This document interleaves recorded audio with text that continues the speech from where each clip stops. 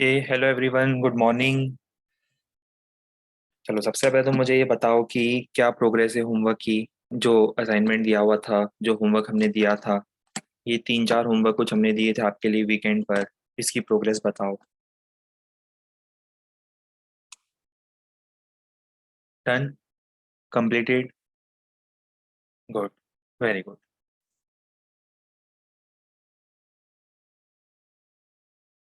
Lenz law भी पढ़ लिया आपने एचसीवी से? बहुत बढ़िया, गुड। चलिए, आज वैसे भी हम लोग लेंस लॉ थोड़ी देर बाद कुछ क्वेश्चंस ट्राई करने के बाद लेंस लॉ भी स्टार्ट करेंगे। बट उससे पहले लास्ट टर्न का रिकैप और उसी के क्वेश्चंस का एक्सटेंशन। तो लास्ट टर्न पर हम लोग बात कर रहे थे Faraday's law of electromagnetic induction की। और आपको याद आ रहा होगा, Faraday's law of electromagnetic induction हमें ये सजेस्ट करता है कि कंडक्टिंग लूप से अगर किसी भी क्लोज्ड कंडक्टिंग लूप से मैग्नेटिक फ्लक्स चेंज होगा तो उसके अंदर ईएमएफ जनरेट होगा। जिसकी वैल्यू क्या होती है? जिसकी वैल्यू होती है rate of change of magnetic flux with respect to change in time. ये वैल्यू होती है। और फिर इसके हेल्प से हम लोग सर्किट में करंट, सर्किट में चार्ज, सब कुछ फाइंड इजीली कर सकते हैं। हमने फिर देखा था कि मैग्नेटिक फ्लक्स को चेंज करने के लिए हमारे पास क्या क्या मेथड्स पॉसिबल हैं। Either by changing magnetic field, और बाय चेंजिंग द एरिया, और बाय चेंजिंग द ओरिएंटेशन। ये सारी चीजें भी हम लोग डिस्कस कर चुके थे। सब कुछ डिस्कस करने के बाद क्वेश्चंस का सीक्वेंस चालू हुआ था, और ये सब क्वेश्चन आपको एचसीवी में मिले होंगे इस टाइप के, राइट?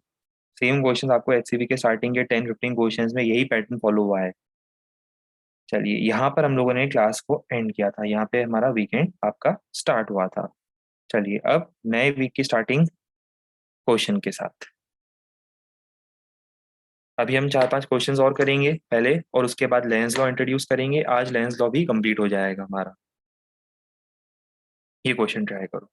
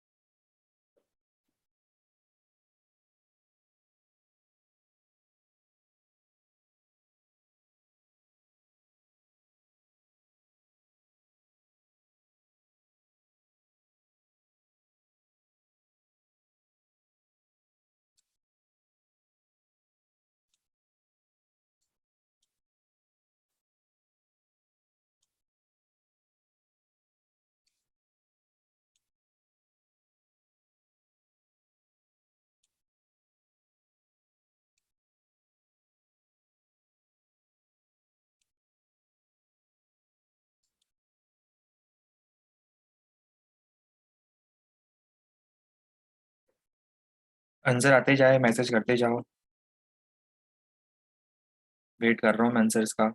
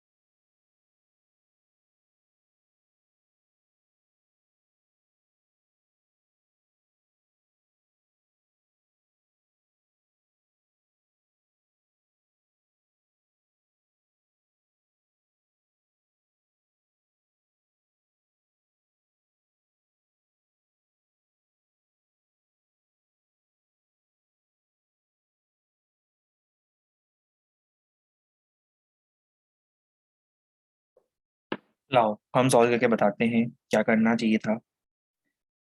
स्क्वायर लूप का साइड है स्मॉल ए, रेजिस्टेंस है R. Square loop, side length small a, resistance R, placed in transverse मतलब परपेंडिकुलर मैग्नेटिक फील्ड बी। इसको हमने एक रीजन में रखा है जहाँ पे परपेंडिकुलर मैग्नेटिक फील्ड प्रेजेंट है।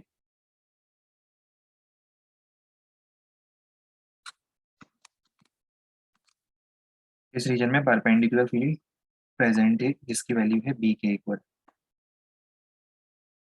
अब आगे लिखा है if it suddenly changes into circular form in time T में ये जो लूप है ये लूप हो गया सर्कुलर।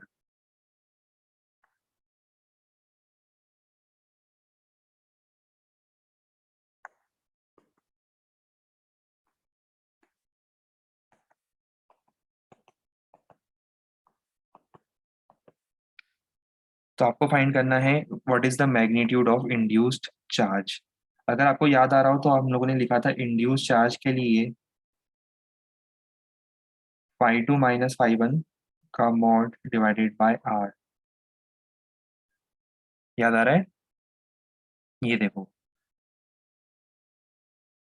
यहाँ पर हम लोगों ने एक फॉर्मूला भी डिस्कस किया था ये वाला।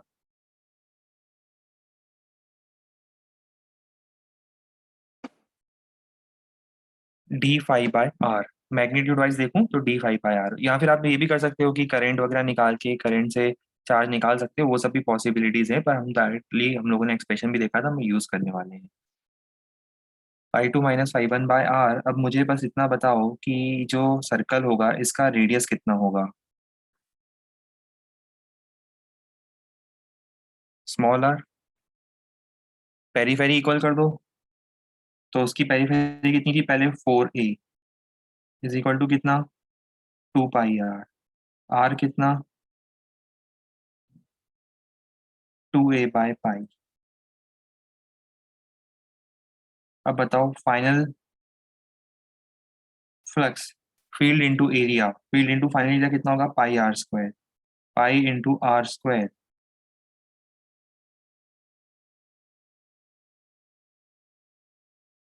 Minus initial area is a square, square का एरिया डिवाइडेड बाय आर। बस अभी कैलकुलेट कर लो कितना आ रहा है बताओ ये। B a square by are.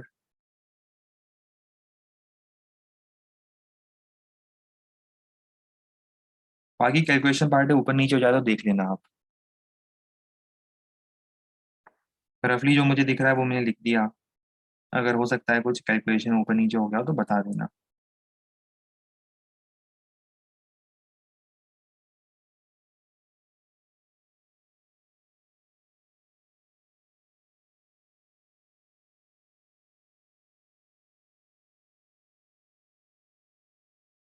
ठीक, चलो नेक्स्ट क्वेश्चन में प्रोसीड करें, इसका फोटो ले लो सॉल्यूशन का।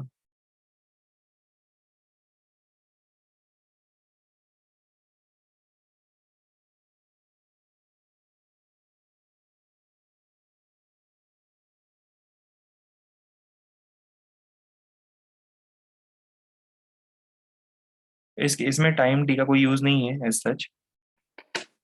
उतना फ्लक्स अगर हम ज्यादा भी टाइम में चेंज करते तो same amount of induce charge flow करता, बस ये कि करंट सर्किट में करंट कम ज्यादा हो सकता है टाइम से।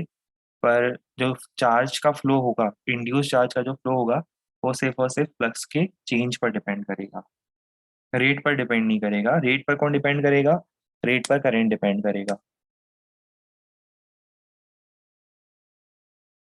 ये ट्राई करो।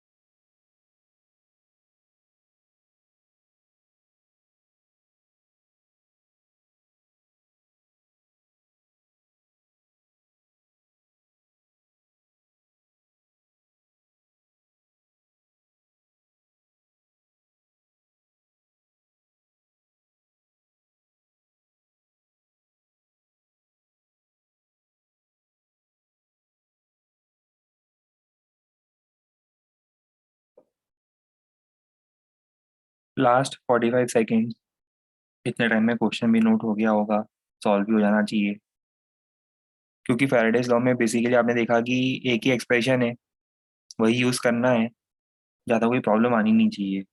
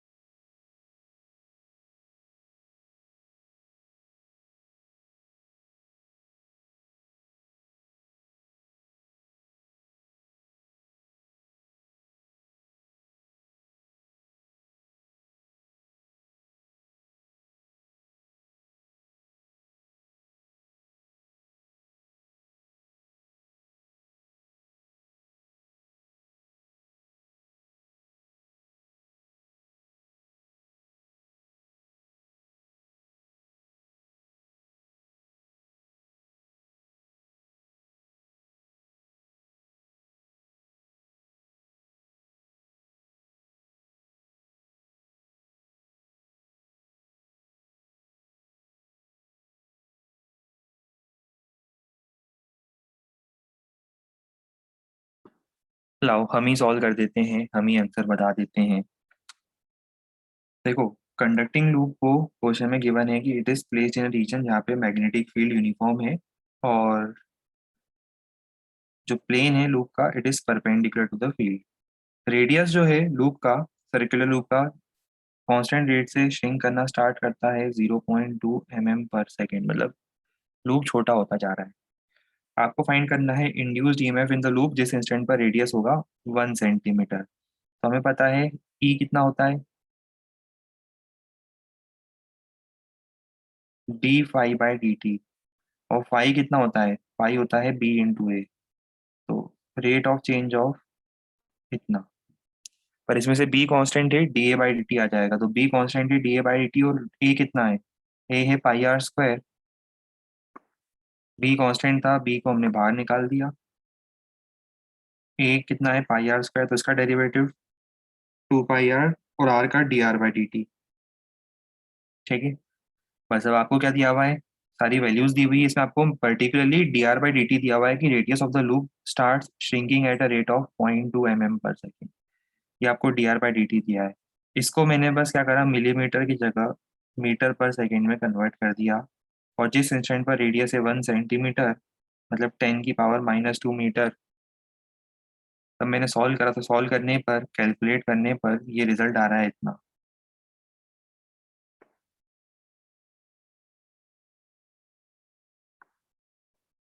ये फाइनल रिजल्ट आ रहा है।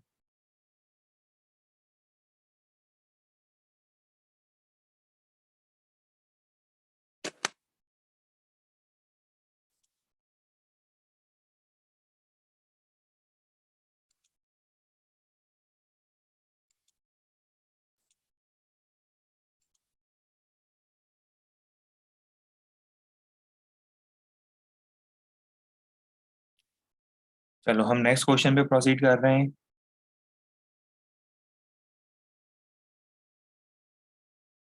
ये HCV का क्वेश्चन नंबर 5 है।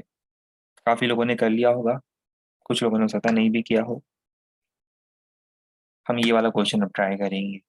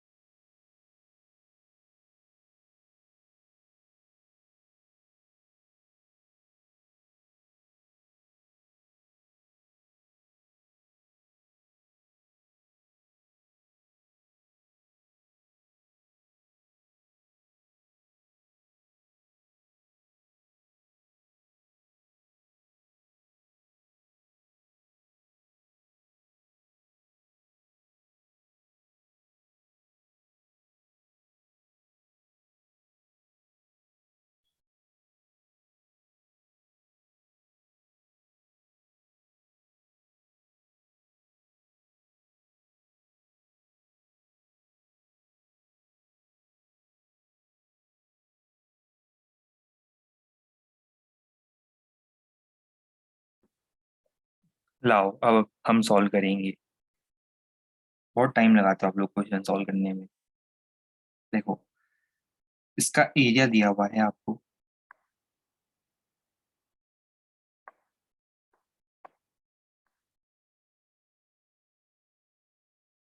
1 mm²।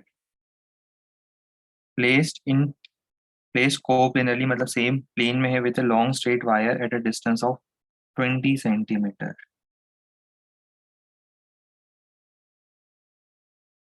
और करंट कितना है? 10 एम्पियर से जीरो हो रहा है, पहले करंट था 10 एम्पियर।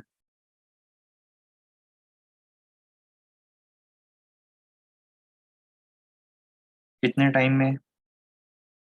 0.1 सेकेंड में चेंज हो रहा है। अपने को फाइंड करना है फाइंड एवरेज इंड्यूस्ड ईएमएफ। हमें पता है ईएमएफ क्या होगा, ईएमएफ होगा φ2 माइनस φ1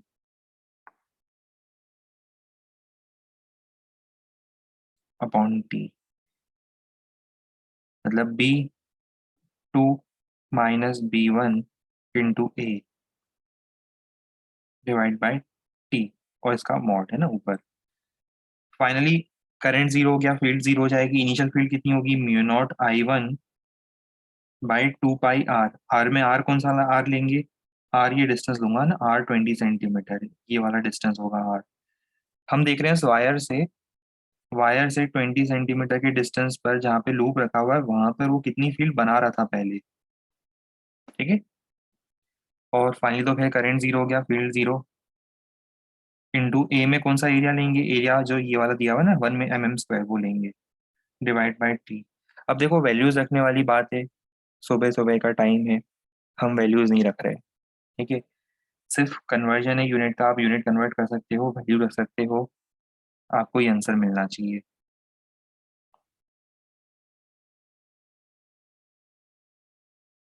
क्या सबका ये आंसर आ गया था?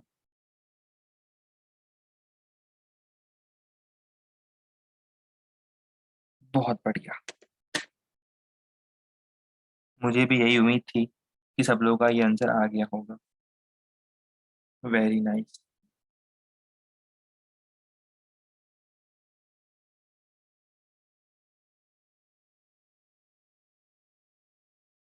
चलो फिर नेक्स्ट क्वेश्चन करते हैं ट्राई।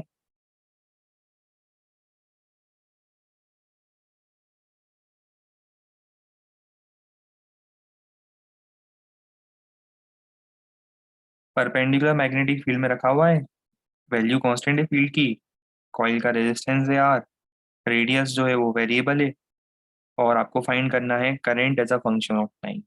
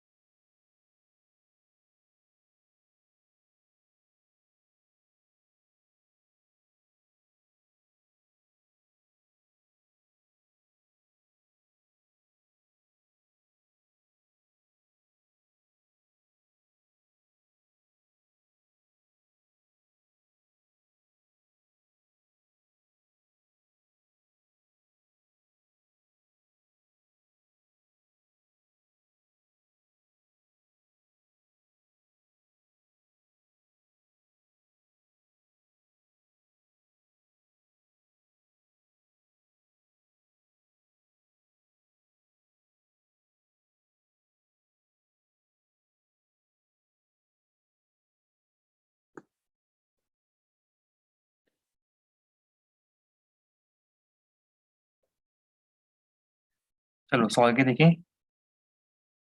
सबसे पहले हम लिखेंगे फ्लक्स। फ्लक्स कितना, B not into A, area is pi are square, और उसके बाद ईएमएफ होगा mod of d phi by d t.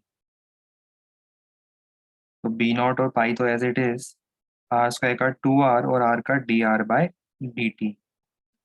तो कितना आ जाएगा ये, B not into 2 pi into r, r कितना है, r not 1 plus alpha t, और d r by d t अलग से निकाल लो। आर हो जाएगा r not 1 plus alpha t, तो d r by d t कितना हो जाएगा, आर नॉट इंटू 1 का 0 और अल्फा टी का अल्फा। ठीक है, तो इसको मैं लिख देता हूँ अलग से, D r by d T को आर नॉट इंटू अल्फा। ये आ गया ईएमएफ, और इसको डिवाइड कर दो रेजिस्टेंस से, तो current as a function of time क्या जाएगा, current as a function of time होगा EMF divided by are, that is B not into 2 pi r not square alpha into 1 plus alpha t whole divided by are.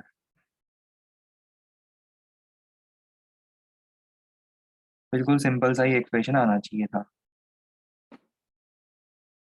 ठीक है,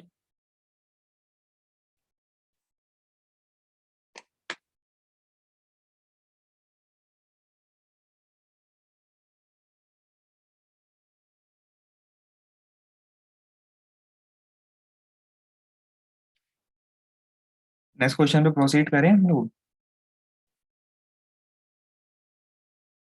next question पे proceed कर रहे हैं फिर।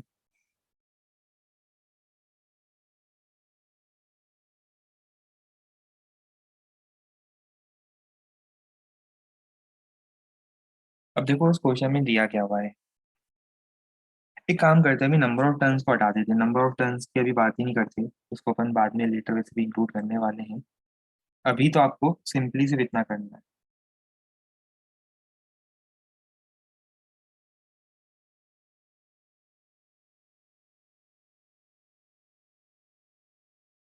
अभी simply आपको क्या करना है कि एक कॉइल दिख रही है आपको, उसका एरिया ए है, वेरिएबल फील्ड में परपेंडिकुलर रखा है, और ये एक रजिस्टर लगा हुआ है आर, ये रजिस्टर लगा हुआ है आर। बस आपको अभी तो सिर्फ इतना ही करना है कि इस रजिस्टर के अंदर आपको फाइंड करना है heat generated from T1 to T2। इस रजिस्टर आर में what is the value of heat generated from T1 to T2।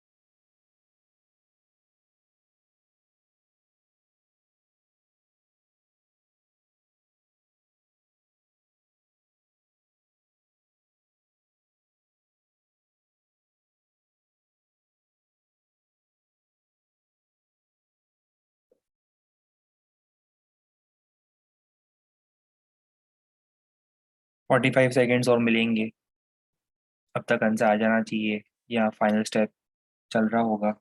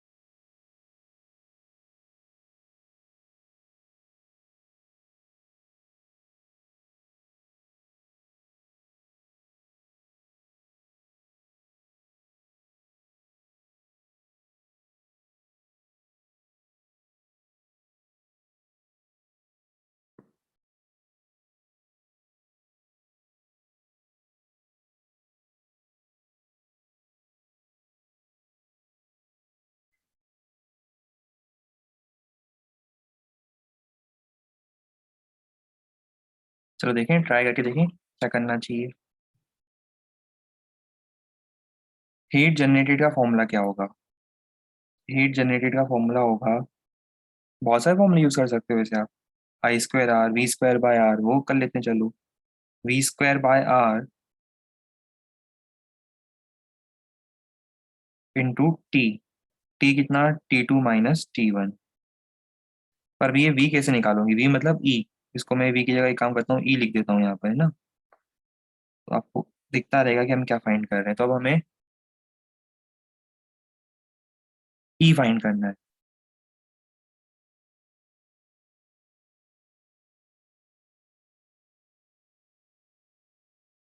अब ई कैसे फाइंड करेंगे? सबसे पहले हम लिखेंगे फ्लक्स। फ्लक्स कितना? बी इंटू ए। बी है B0 T, एरिया है ए, ई हो जाएगा d∅/dt।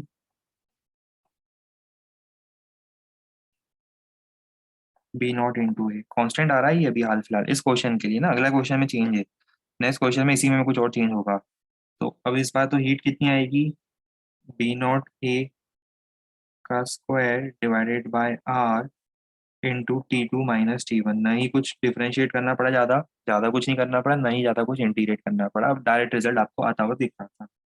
ये आपका हीट का एक्सप्रेशन आ गया।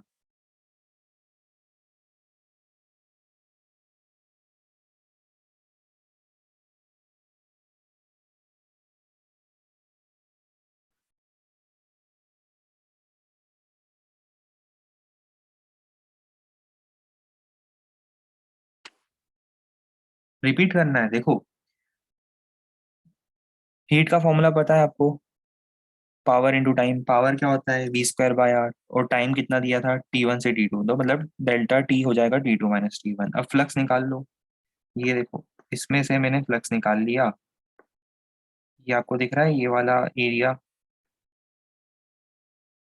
इस वाले एरिया में से मैंने फ्लक्स निकाल दिया। फ्लक्स कैसे निकालूंगा? Field into area. ये फ्लक्स मिला, देखो ये लिखा मैंने यहाँ पे। फिर ईएमएफ कितना जनरेट हुआ लूप में? ईएमएफ जनरेट होगा लूप में d∅/dt। इसको डिफरेंशिएट करो, ये आ रहा है। फिर इस वैल्यू को मैंने यहाँ रख दिया, तो मुझे हीट मिल गई। बस ये स्टेप फॉलो किया हम लोगों ने।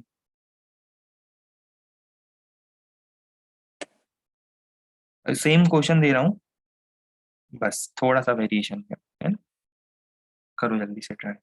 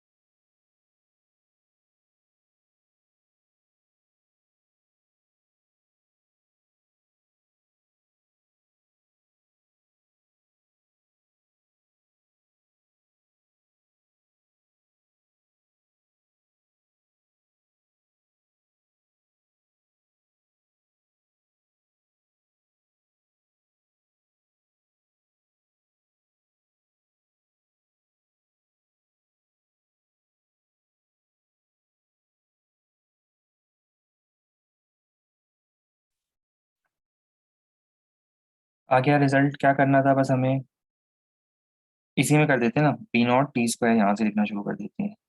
बी नॉट टी स्क्वायर कर देते हैं इसको।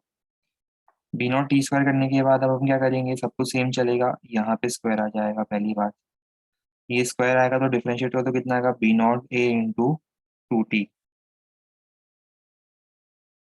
तो जब मल्टीप्लाई करोगे तब कितना आ जाएगा, टी स्क्वायर, तो ये हो जाएगा 4 हो जाएगा पहली बात तो। 2 का स्क्वायर वो हो जाएगा 4। सबको सेम चलेगा और ये टी स्क्वायर होगा और ये एक्स्ट्रा टी से मल्टीप्लाई करेंगे तो टी क्यूब हो जाएगा यहाँ पर। चेक कर लो जरा ये एक बार।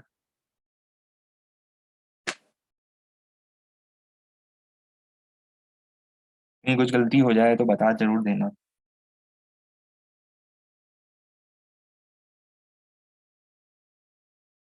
कहीं हम कुछ एरर कर दें।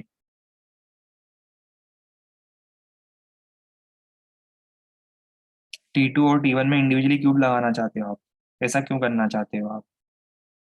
आप ऐसा क्यों करोगे?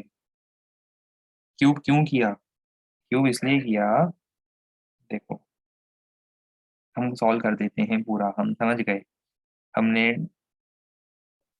हमने हमारी गलती, हमने डायरेक्ट क्यों लिखा, ये एक काम करते हैं, नहीं पूरा ही सॉल्व करते हैं, शायद हो सकता है हमने गलती भी कर दी हो, चेक कर लेते हैं, हो सकता है हमने गलती कर दी हो, इसको पूरा ही सॉल्व कर लेते हैं ना। देखो, पूरा सॉल्व कर लेते हैं इसको, हो सकता है हमने गलती कर दी हो, चेक कर लेते हैं। सिंपल स्टेप बाय स्टेप करते हैं ना। हाँ हो सकता है ना, इंटीग्रेशन सही बात है। चेक कर लेते हैं, हमने जल्दबाजी में हो सकता है गलती कर दी हो, चेक कर लेते हैं अभी इसको। सबसे पहले हम क्या निकालेंगे, सबसे पहले हम लोग निकालेंगे यहाँ पे फ्लक्स, स्टेप बाय स्टेप चलते हैं। फ्लक्स कितना,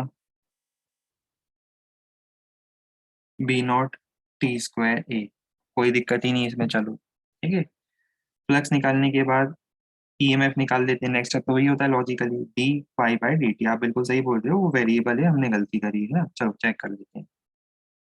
कितना आ जाएगा ये, d phi by d t हो जाएगा B naught a into t square का 2t। ये इसके बाद क्या निकालेंगे, इसके बाद हम निकालेंगे power. Power E square by R, power V I, I square R V square by R. तो ये पावर कितनी आ रही है, B naught square a square और ये 4 t square divided by R. अब पावर आने के बाद जब हमें हीट निकालनी होगी तो हम क्या करेंगे, हीट निकालने के लिए पी टी टी का इंटीग्रेशन, कहाँ से कहाँ तक, T1 से T2 तक। तो अब करके देखें।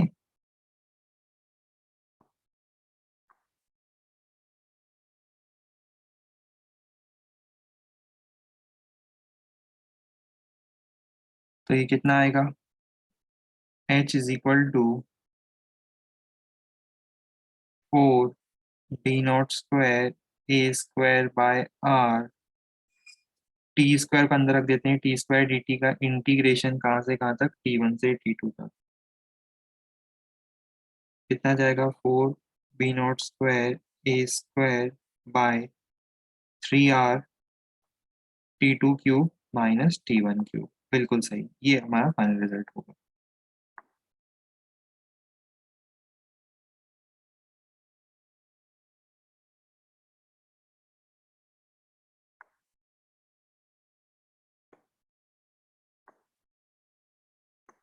अब ये रिजल्ट कितने लोगों का आया था,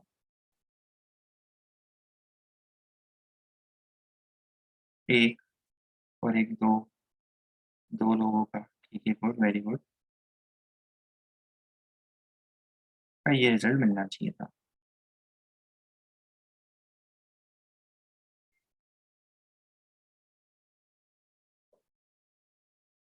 ये पता है वो वही वाला केस हो जाता है कि काइनेमेटिक्स जब जब सॉल्व करते हो, याद है कई बार वेरिएबल एसेलेशन होता है और आप इक्वेशन ऑफ मोशन लगा देते हो, है ना, जल्दी जल्दी में ऐसा होता है ना, कई बार वेरिएबल एसेलेशन में आप इक्वेशन ऑफ मोशन लगा देते हो इंटीग्रेट करने के बजाय। वही केस यहाँ पे होता है कई बार। पावर वेरिएबल होती है और कई बार आप जल्दबाजी में क्या करते हो, वेरिएबल पावर के लिए इंटीग्रेशन यूज करने के बजाय आप डायरेक्टली क्या कर देते हो, टाइम से मल्टीप्लाई कर देते हो। हम आपको ये बताना चाह रहे थे एक्चुअली। आप सोच रहे हो कितनी केयरफुल प्लानिंग के साथ, कितनी सही एक्टिंग के साथ हम पूरा ये एग्जीक्यूट कर पाते हैं, हम ही जानते हैं सिर्फ। हम आपको ये बताना चाह रहे थे, एग्जैक्टली यही पॉइंट हम आपको हमेशा हमेशा के लिए याद दिलाना चाह रहे थे कि ऐसा होता है और आपको ऐसा नहीं करना है।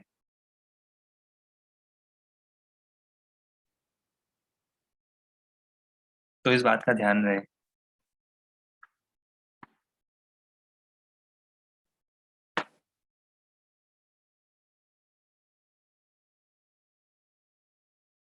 चलो अब इसके बाद आगे।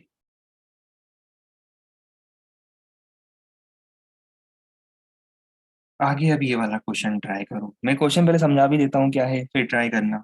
देखो इसमें एक्चुअली क्या है, एक कंडक्टिंग रेल है। कंडक्टिंग रेल समझते हो, मतलब एक वायर है। वायर समझ लो, इस तरह से एक शेप में वायर है, कंडक्टिंग वायर। कंडक्टर का बना हुआ है और उसके ऊपर ये इस तरह से एक कंडक्टिंग रॉड रख दी। एक कंडक्टिंग रॉड है उस रेल के ऊपर रख दी हमने। और हम क्या कर रहे हैं, इस पूरे जो असेंबली है इसको हमने रखा है यूनिफॉर्म मैग्नेटिक फील्ड में, जो कि परपेंडिकुलरली इनवर्ट है, दिख रहा होगा आपको। मैग्नेटिक फील्ड इनवर्ट है और यहाँ पर एक रजिस्टर ज्वाइन किया है हमने, वैल्यू है इसकी आर। और ये जो डिस्टेंस है, ये डिस्टेंस है एल के इक्वल।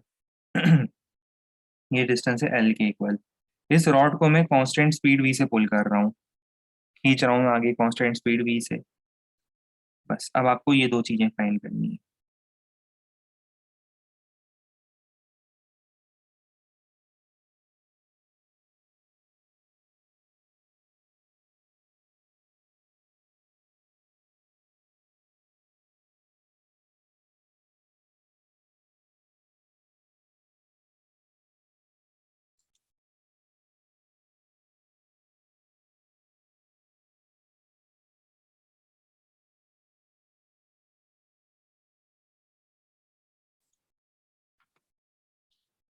क्वेश्चन तो मैं ज्यूम कर रहा हूँ क्लियर हो गया होगा अब तक। और इस क्वेश्चन को हम दो बार सॉल्व करेंगे। दो बार क्यों सॉल्व करेंगे, एक बार अभी करेंगे और एक बार जब हम लोग motional EMF and halls effect पढ़ते हैं उसके बाद भी करेंगे।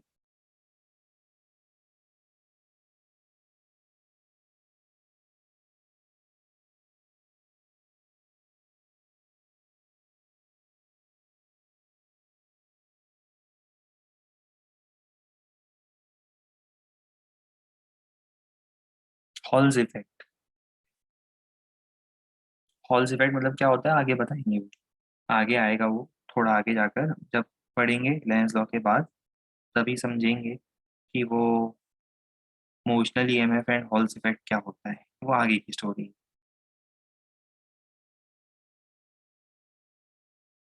अभी तो इस क्वेश्चन पे नजर गड़ाओ और इस क्वेश्चन को सॉल्व करो, पिछले क्वेश्चन के जैसा मत कर देना इस क्वेश्चन में, है ना। हमें पता है कि मंडे के दिन आपका बिल्कुल मन नहीं करता है, हम सब जानते हैं आपको अच्छे से। संडे के बाद एकदम से मंडे को सुबह सुबह 8 बजे उठ के एकदम से पढ़ने बैठ गए। तो इसीलिए बिल्कुल फोकस करो, कंसंट्रेट करो, वरना जैसे आप लोग पिछले क्वेश्चन में इस टाइप की जो गलतियां करते हो उस टाइप की गलतियां होती है। तो इसीलिए ध्यान देकर पूरे मन के साथ पढ़ाई करो।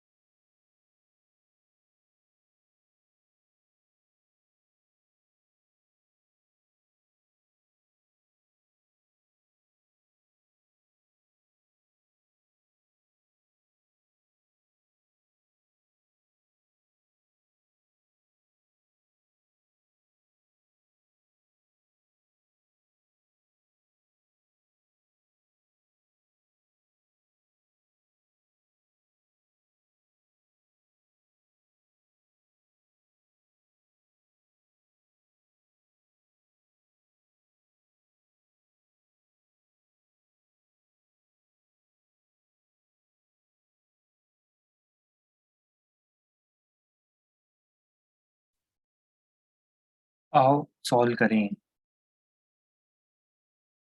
देखो सबसे पहले हम क्या करेंगे, सबसे पहले कुछ भी करने से पहले फ्लक्स निकालेंगे। तो मान लो कि किसी इंस्टेंट पर ये जो रॉड है ये यहाँ से x डिस्टेंस पर है, तो तब एरिया कितना होगा, एरिया होगा L इंटू एक्स।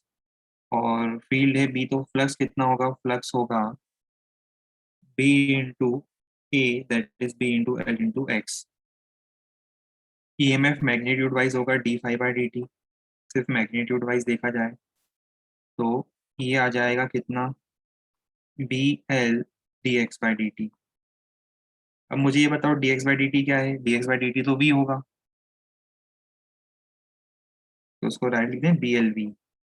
एक्चुअली यही चीज आगे हम लोग अलग से पढ़ेंगे जिसको हम बोलते हैं motional EMF.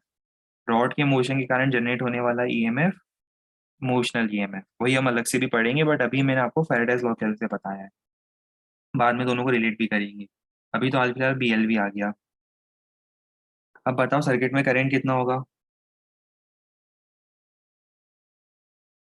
EMF by are that is B L V by R, खत्म। दूसरा, रॉड को पुल करने के लिए कितना फोर्स रिक्वायर्ड होगा, फोर्स की रिक्वायरमेंट याद है आपको कितना होता था, फोर्स की रिक्वायरमेंट होती थी आई एल क्रॉस बी। यहाँ पर देखो एल वेक्टर और बी वेक्टर म्यूचुअली परपेंडिकुलर होंगे, तो अगर एल वेक्टर और बी वेक्टर म्यूचुअली परपेंडिकुलर होंगे तो क्या मैं डायरेक्टली लिख सकता हूँ I L B sine 90 degree, that is I L B. तो मैं लिख देता हूँ इसको directly I L B. I कितना, B L V by R into L into B, कितना आ जाएगा, ये आ जाएगा B square L square V by are. बस, दैट्स इट, ये आ गया आपका आंसर।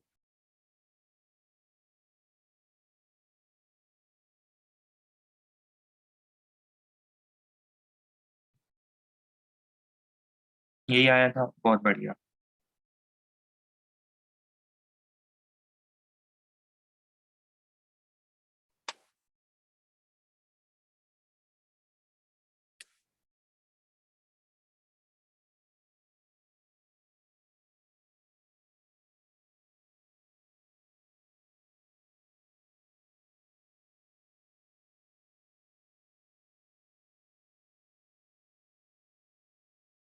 अब ये लास्ट क्वेश्चन ट्राई करो, फिर हम स्टार्ट करेंगे लेंस लॉ।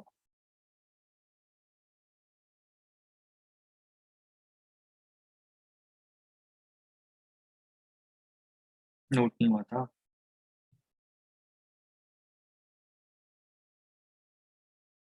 फोटो लेते जाओ, हम आगे बढ़ते जाएंगे।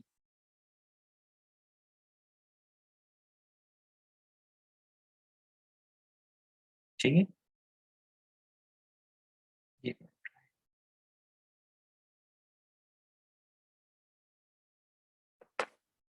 एक्चुअली यहाँ पर देखो एक infinity long current carrying wire है जिसमें करंट की इक्वेशन दिख रही है आपको, ये करंट की इक्वेशन पिंक कलर में दिख रही होगी, आई नॉट टी की power minus T by T. और स्क्वायर लूप उसी प्लेन में रखा है ना, सब कुछ एक को प्लेनर प्रॉपर वे में चल रहा है, प्रॉपर को प्लेनर के अंदर चल रहा है सब कुछ। बी डिस्टेंस पर एक स्क्वायर लूप है जिसका साइड लेंथ है स्मॉल है।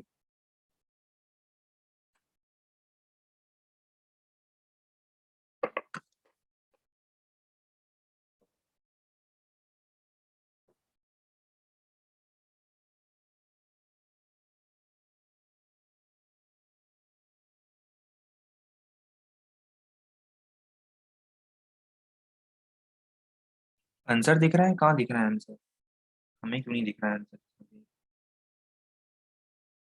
आंसर दिख गया क्या, तो कहाँ दिखा, कहाँ है।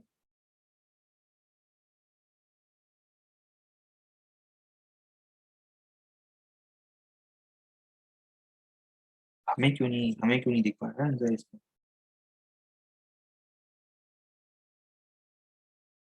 ये कौन सी दिव्य शक्ति मिल गई आप लोगों को।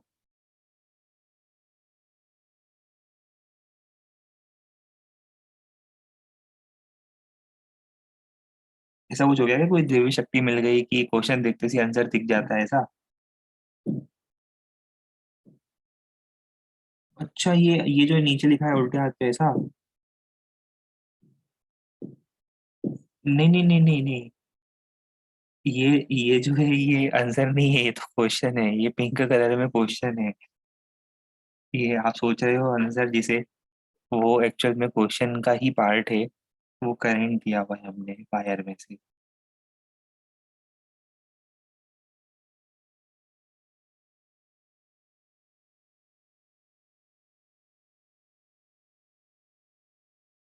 कोई बात नहीं, देखो इसमें आपकी कोई गलती नहीं है, देखो मंडे का दिन है, तो मंडे के दिन तो ये सब होता है ना। इसलिए भी देखो आपके एग्जाम भी संडे के दिन होते हैं, मंडे के दिन नहीं होते, है ना। संडे के दिन एफिशिएंसी होती है, पूरे वीक की एफिशिएंसी सबसे ज्यादा कब होती है? सैटरडे, और सबसे ज्यादा संडे। मंडे के दिन सबसे कम एफिशिएंसी होती है। ये प्रूवन साइंटिफिक फैक्ट है, जिस पे बहुत ज्यादा रिसर्च हो चुकी है, कि मंडे के दिन एफिशिएंसी इज लोएस्ट। और वो मंडे से लेकर सैटरडे तक, फ्राइडे तक लीनियरली इंक्रीज करती है, मंडे से लेकर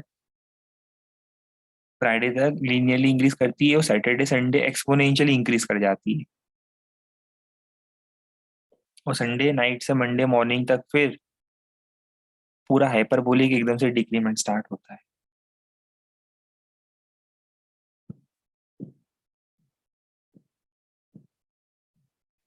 पर आप लोगों के लिए क्या संडे क्या मंडे, जब तक जेई नहीं होती, है ना। संडे मंडे सब एक जैसे।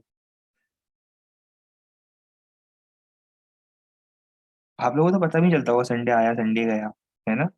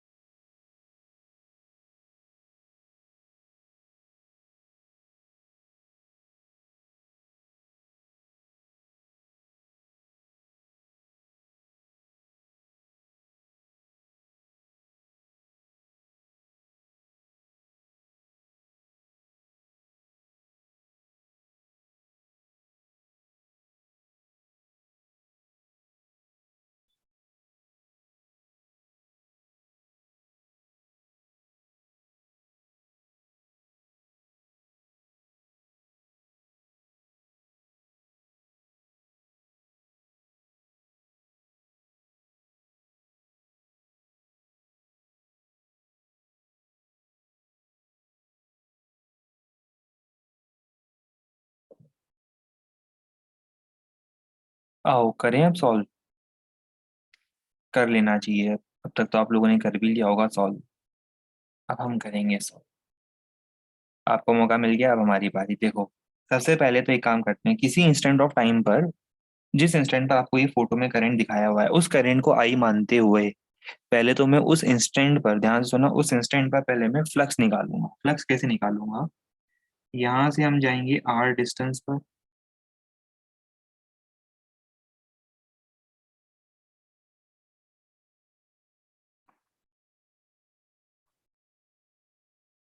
आगे तो आपको पूरा पता ही है हम क्या करेंगे। डी आर थिकनेस का एक एलिमेंट लेंगे।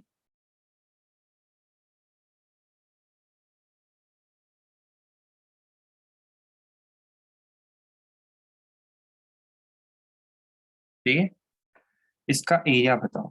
शुरुआत होगी इससे फ्लक्स निकालने से, यहीं से कर देते हैं शुरू सॉल्व करना। इसका एरिया बताओ।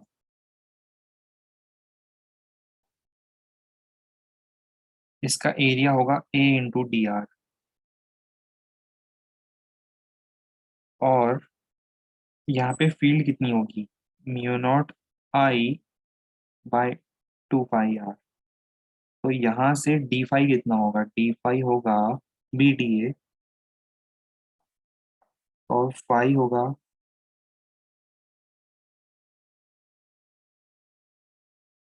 अभी किसी इंस्टेंट ऑफ टाइम पे देख रहा हूँ, किसी इंस्टेंट ऑफ टाइम पे टाइम कांस्टेंट मानते हुए उस इंस्टेंट पर ए कहाँ से आया? ए ये लिखा है ना।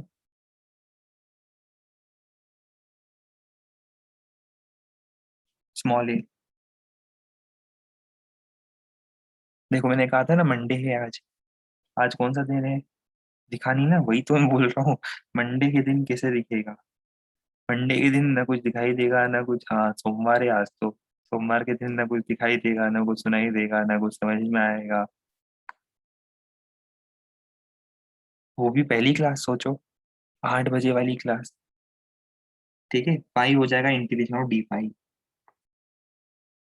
पाई equal to integral of d phi. D phi में क्या लिखूंगा बताओ? बी।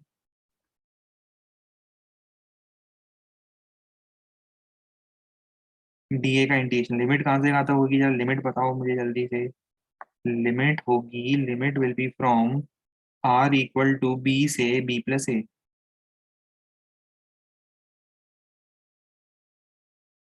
पाई आ जाएगा mu not I a by 2 पाई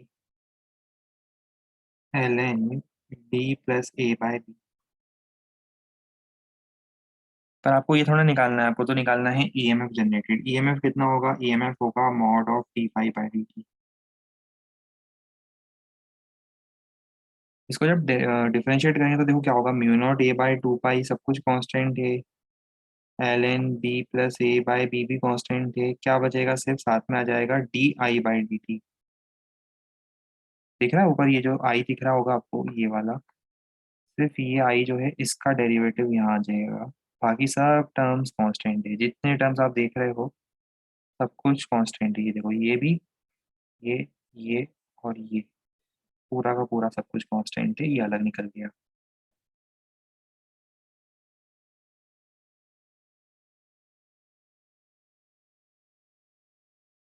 अब आगे का स्टेप तो सब लोग जानते ही हैं।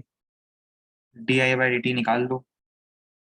बताओ D I by d t कितना आएगा यहाँ से? D I by d t हो जाएगा आई नॉट ई की पावर एक्स का डिफरेंशिएशन ई की पावर एक्स। और और ये -1/d का इतना। अब मैं सिर्फ मैग्नीट्यूड निकाल रहा हूँ, इसे मैं माइनस साइन हटा दूँ चलेगा? फिर बार बार पूछना मत कि सर माइनस कहाँ गया प्लस कहाँ गया, है ना? सब कुछ ऊपर मैग्नीट्यूड में चल रहा है। देखो ये जो लिखा है ना mod of d phi by d t, तो यहाँ पे ये मॉड आएगा। ठीक है। अब आगे तो नहीं करना चाहिए सॉल्व, आगे तो हो जाएगा। बस एक ही स्टेप करनी है, वो आप कर सकते हो इजीली सॉल्व, है ना?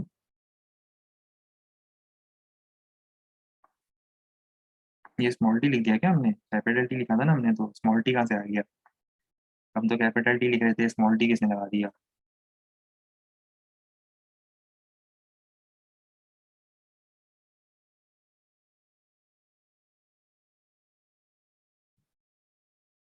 आपको स्मॉल टी दिख रहा था क्या? नेगेटिव तो चला गया, नेगेटिव तो हमने बता दिया नेगेटिव हो जाएगा। वो दिख रहा था ना -1/कैपिटल टी में माइनस हमने रख लिया अपने पास। क्यों रखा? क्योंकि हमें सिर्फ मैग्नीट्यूड से मतलब है। वो लिखा भी है देखो, मैग्नीट्यूड निकाल रहा हूँ मैं। माइनस हटा दो। ठीक है, माइनस हटा दिया इसलिए।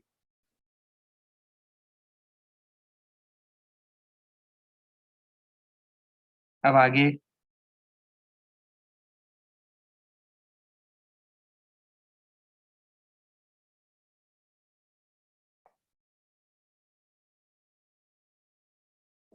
आ गया आंसर।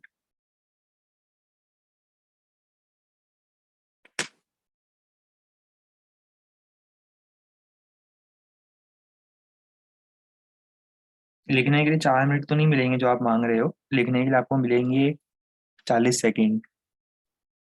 आपने सोचो 4 मांगा तो हमने 40 दिया, और क्या चाहिए? इतना अच्छा कौन होता है आज के जमाने में? आपने 4 मिनट मांगे लिखने के लिए, हम आपको पूरे 4 की जगह 40 सेकेंड दे रहे हैं। लो लिखो।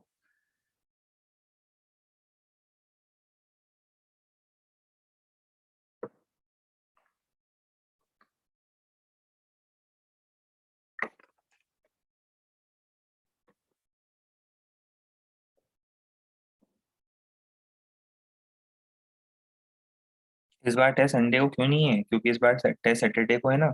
अभी समझाया तो था संडे के दिन, सैटरडे के दिन, और वो आज जिस बार तो संडे के दिन वो भी है 15 अगस्त। तो अगर संडे के दिन टेस्ट होगा तो 15 अगस्त है ना अभी संडे को। आने वाले संडे को 15 अगस्त है। तो अगर टेस्ट होगा तो आप वो तिरंगा मूवी और वो बॉर्डर और संडे को हमें भी इंडिपेंडेंस मिलेगी। अरे, आप तो रोज ही इंडिपेंडेंट हो, घर में हो आराम से, और क्या चाहिए।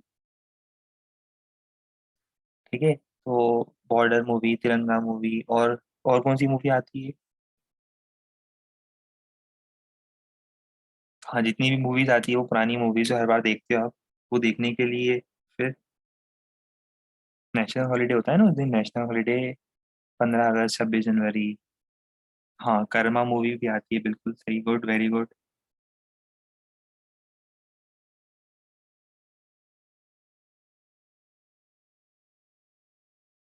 चलो, ये नोट कर लिया।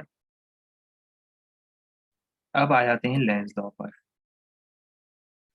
सुनो ध्यान से। अभी आपने वैल्यू तो निकाल ली, हर क्वेश्चन में आपने से वैल्यू निकाली कि इतना करंट आएगा या इतना ईएमएफ आएगा, पर सवाल ये है कि वो जो इंड्यूस्ड करंट आया है उसकी डायरेक्शन क्या है। डायरेक्शन से हमारा मतलब है, जैसे एग्जांपल समझो, जैसे इसी क्वेश्चन की बात करते हैं, चलो। आपको पता चल गया कि ये जो लूप है, आपको ये पता चल चुका है कि इस लूप में करंट होगा। पर अब करंट के पास भी तो दो डायरेक्शन हो सकती है ना। क्लॉकवाइज भी तो हो सकता है, एंटी क्लॉकवाइज भी हो सकता है। या और एग्जांपल देखते हैं, चलो इसी एग्जांपल में।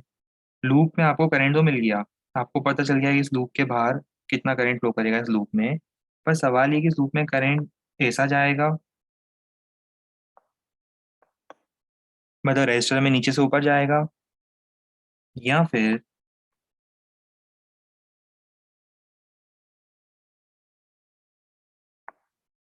ऐसा जाएगा। और ये डायरेक्शन की प्रॉब्लम देखो हर क्वेश्चन में थी कि भाई इसमें करंट जो है वो एंटी क्लॉकवाइज फ्लो करेगा या क्लॉकवाइज जाएगा। तो सवाल यही उठता है कि फेराडेज लॉ से अगर अगर फेराडेज लॉ के हेल्प से हम लोगों को वैल्यू मिल गई है, तो उस ईएमएफ की, उस करंट की, इंड्यूस करंट की डायरेक्शन के लिए कौन आएगा हमारी हेल्प करने, उसके लिए आएंगे लेंस भैया, जिन्होंने कहा, सिंपल है, एक ही एग्जांपल से समझ में आ जाएगा आपको, बाकी तो बहुत सारे एग्जांपल हम करेंगे। वो ये है कि जो डायरेक्शन ऑफ इंड्यूस्ड ईएमएफ या इंड्यूस्ड करंट होता है, वो कुछ इस तरह से आता है जो कि कॉस को अपोज कर सके। कॉस मतलब जिसके कारण ईएमएफ बन रहा है। कॉस का मतलब होता है जिसके कारण ईएमएफ बन रहा है, जिसके कारण ईएमएफ बन रहा है उसको अपोज कर सके। अब ईएमएफ अगर बन रहा है due to increasing magnetic flux, ध्यान से सुनो। अगर ईएमएफ प्रोड्यूस हो रहा है due to increase in magnetic flux, magnetic flux के इंक्रीज होने के कारण ईएमएफ बन रहा है, तो वो खुद का करंट ऐसा जनरेट करेगा जिससे वो उस इंक्रीमेंट को अपोज कर सके। और अगर मान लो कि फ्लक्स में चेंज आ रहा है ड्यू टू डिक्रीज, या फ्लक्स में डिक्रीमेंट हो रहा है, तो वो इस तरह से ईएमएफ जनरेट करेगा, इस तरह से करंट की डायरेक्शन जनरेट करेगा जिस तरह से वो उस डिक्रीमेंट को अपोज कर सके। अगर इंक्रीज हो रहा है तो इंक्रीज नहीं होने देगा, डिक्रीज हो रहा है तो डिक्रीमेंट को अपोज करेगा, चेंज को अपोज करने की कोशिश करेगा। अभी मैं एग्जांपल से बताऊंगा तब शायद ज्यादा क्लियर होगा, अभी बस आप इतना याद रखो कि वो क्या करेगा। वो जिस कारण से चेंज आया है उस चेंज को अपोज करने की कोशिश करेगा। अगर फ्लक्स इंक्रीज हो रहा है तो वो फ्लक्स को वीक करने की कोशिश करेगा, अगर फ्लक्स डिक्रीज हो रहा है तो वो फ्लक्स को स्ट्रॉन्ग करने की कोशिश करेगा। जैसे एग्जाम्पल, एग्जाम्पल में जैसे ये देखो, सस्ता सुंदर सिंपल एग्जाम्पल, सबसे सस्ता सुंदर सिंपल एग्जाम्पल आपके सामने है। मुझे बताओ कि फील्ड कहाँ है। फील्ड है इनवर्ड, अंदर जा रही है, फिर फ्लक्स भी अंदर जा रहा है। अब टाइम बढ़ने के साथ साथ क्या होगा, इमेजिन करो मैग्नेटिक फील्ड लाइंस जा रही है, अंदर की तरफ बढ़ रही है। वो लूप देख रहा है कि मैग्नेटिक फील्ड लाइंस अंदर की तरफ बढ़ रही है और उसके कारण ईएमएफ जनरेट हो रहा है।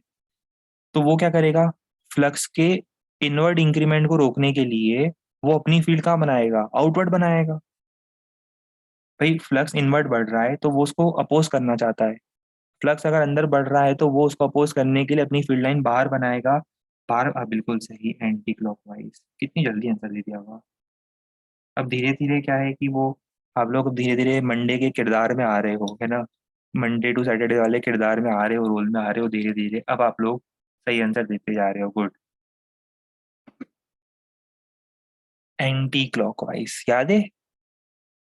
कुछ लोगों को, मुझे पता है इस बैच में कुछ लोग हैं जिन्हें डायरेक्शन में प्रॉब्लम आती है ना।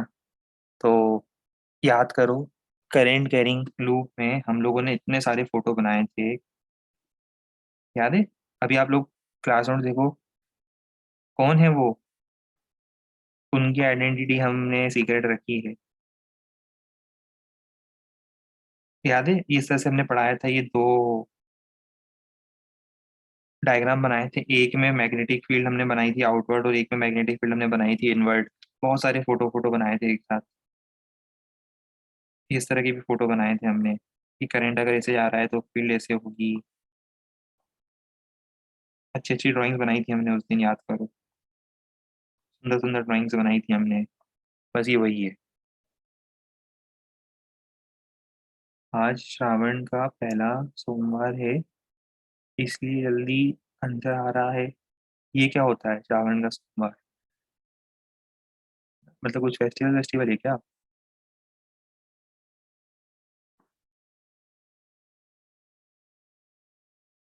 जो भी हो, समझ तो गई हो लेंस लॉ क्या होता है। तो उसका मतलब बताओ, करंट कैसा जाएगा? करंट जाएगा, इंटरनेशनल फेस्टिवल है। अरे हमने तो कभी नहीं सुना था इंटरनेशनल फेस्टिवल के बारे में। ये कौन सा इंटरनेशनल, कहाँ सेलिब्रेट होता है ये?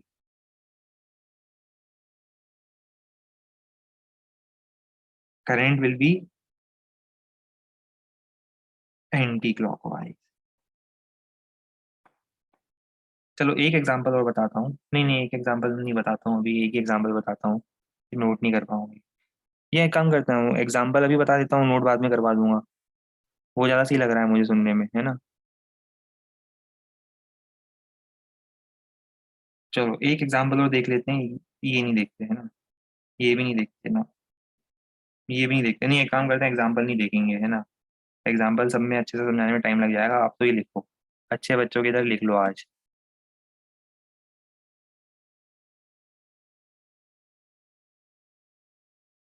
लिखना शुरू कर दो। आपके पास पूरे 90 सेकेंड है। 30 30 सेकेंड हर लाइन के। अच्छा, हिंदू रिलीजन में श्रवण मंथ होता है आज, हाँ अगस्त में हमने हर बार सुना तो है। बिल्कुल। तो उसका आज फर्स्ट सोमवार है, आज फर्स्ट मंडे है क्या? क्या बात कर रहे हो? हमारे कैलेंडर के हिसाब से तो हमारे कैलेंडर के हिसाब से तो आज सेकंड मंडे होगा, इंग्लिश कैलेंडर के हिसाब से। थर्ड मंडे है आप लोगों के हिंदी कैलेंडर के हिसाब से, अच्छा। अरे वाह, फिर तो आप लोग वो पांचांग चौगड़िया वगैरह भी देखते होंगे, है ना? आज का पांचांग, आज का चौगड़िया, और वो मुहूर्त निकालते होंगे कि मॉड्यूल का बिगनर बॉक्स 2 सॉल्व करने का शुभ समय शाम 6 से 6:15। लाभ 6:15 से 6:20, है ना? इसके बाद अगर मॉड्यूल को हाथ लगाएंगे तो मॉड्यूल सॉल्व नहीं होगा।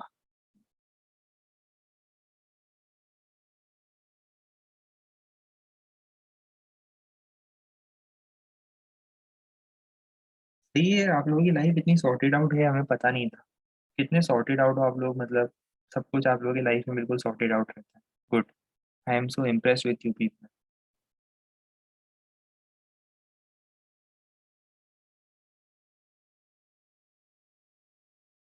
चलो, यहाँ पर हम इसको रोकेंगे। अब नेक्स्ट टर्न पर क्या करेंगे?